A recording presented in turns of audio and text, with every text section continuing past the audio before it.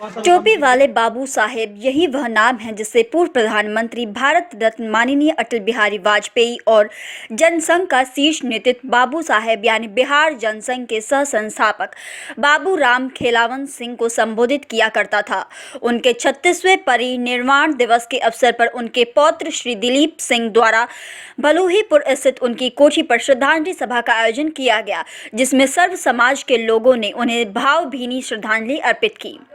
इस अवसर पर सभा में उपस्थित बुजुर्गों ने बाबू साहेब को याद करते हुए उनसे जुड़ी अनेकों रोचक किस्सों का बखान किया। साथ ही उनके द्वारा सर्व समाज के लिए, खासकर गरीबों और वंचितों के लिए किए गए कार्यों को याद किया।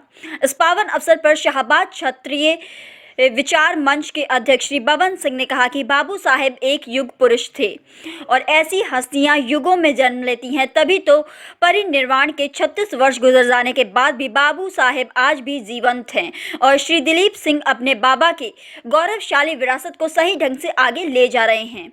बिहिया में भी टोपी वाले बाबू साहेब को श्रद्धांजलि देने के लिए एक सभा का आयोजन किया गया, क्योंकि बिहिया स्थित अपने खानदानी मंदिर में ही बाबू साहेब ने आज के ही दिन अपनी अंतिम सांस ली थी। सभा को संबोधित करते हुए श्री दिलीप सिंह ने कहा कि उनके बाबा एक किसान थे और किसानों के उत्थान के लिए हमेशा तत्परता कार्यरत रहते थे और उनका पौत्र होने के नाते मेरा भी यह धर्म बनता है कि किसानों की प्रगति के लिए मैं भी कार्यरत रहूं।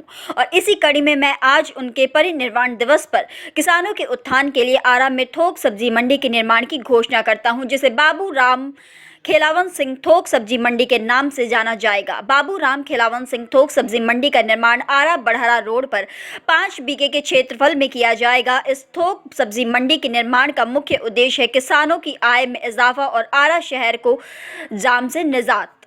राम खेलावन सिंह का जो यहाँ पर मनाया जा रहा है शहादत दिवस, क्या कहेंगे आज के दिन?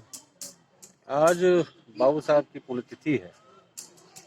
36 वर्ष पूर्व उन्होंने परिनिर्वाण ग्रहण किया था आज ही के दिन।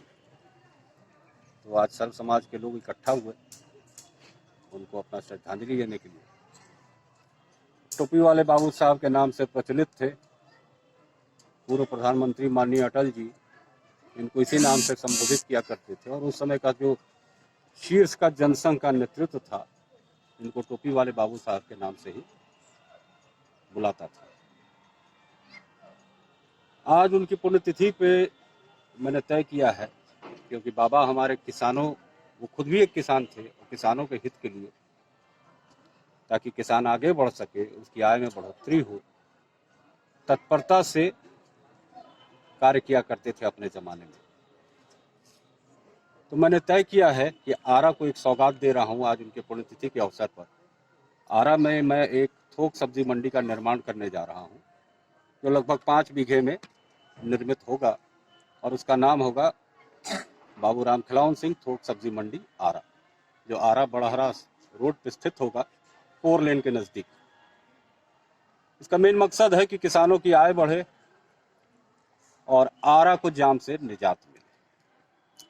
अभी आपने कहा कि सब्जी मंडी के लिए आप आज यहाँ से लिया जा रहा है और देश के किसान दिल्ली में अभी फिलहाल प्रदर्शन कर ट्रैक्टर रैली, उसको किस तरीके से देखते हैं? बिल्कुल, मैं किसानों के समर्थन में हूँ। किसानों की मांग जायज़ है। कोई भी कानून बनता है, ये किसानों के लिए कानून बनाया गया था सरकार के द्वारा, लेकिन किसी भी किसान से इस कानून को बनाने से पहले न संपर्क साधा गया था, न ही उनसे उनके दिल की बात पूछी गई थी कि क्या ये कानून लाया जाए या नहीं लाया जाए। आनन फानन में, जल्दबाजी में कानून लाया गया है।